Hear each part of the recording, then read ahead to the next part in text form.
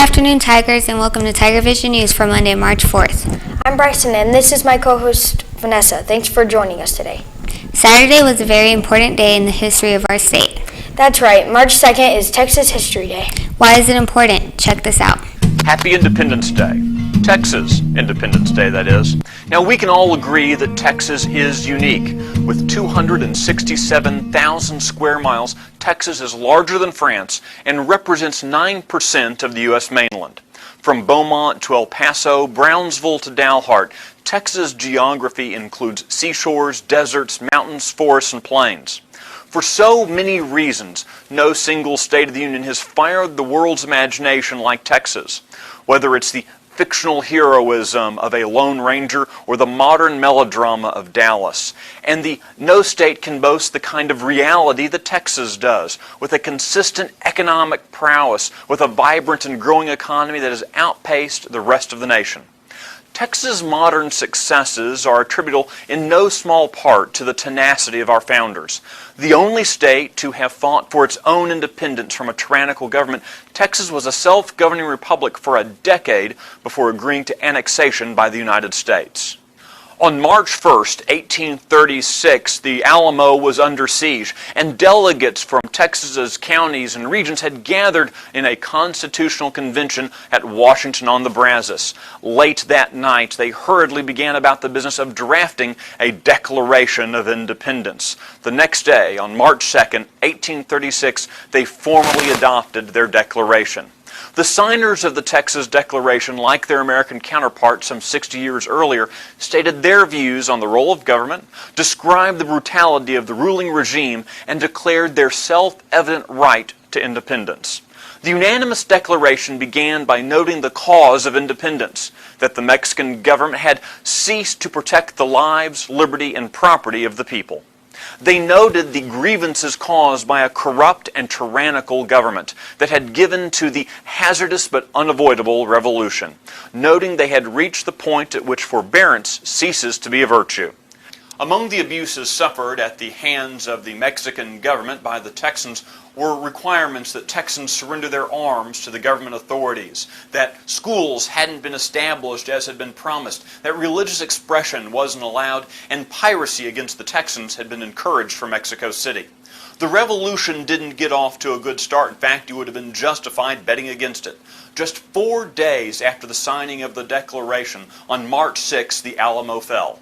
The Texans suffered terrible losses in battles at Refugio and Goliad and others in the weeks that followed. But less than 2 months later, on April 21st of 1836, the Texans engaged the Mexican army in a fierce battle at San Jacinto in what is today Harris County outside of Houston. But it was a battle that lasted just 18 minutes.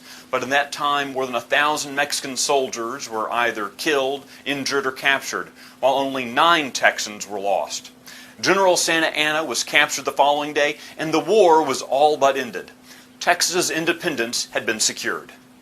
Overcoming insurmountable odds is part and parcel of what it means to be a Texan.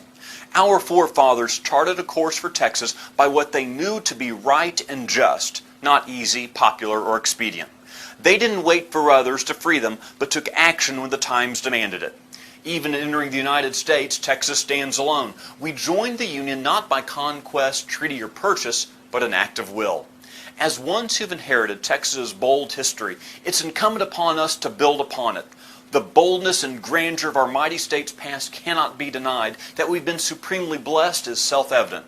If we're to withstand the tests of this new century, our commitment to life, liberty, and property must be as unwavering on March 2nd as was that of Houston, Rusk, Childress, Ruiz, Zavaldia, and Navarro on March 2nd, 1836. God bless you, Texas, and keep you brave and strong.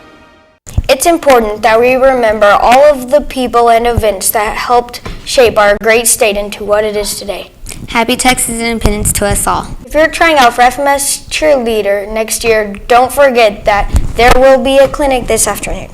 It will take place in the gym immediately after school. All 7th graders trying out for cheerleader must be in attendance. That's all the announcements we have today. Let's check in with Skylar and see what's in our weather forecast. I'm Skylar. Here's a look at your weather. Right now's current conditions is 58 degrees, sunny, wind 17 miles an hour.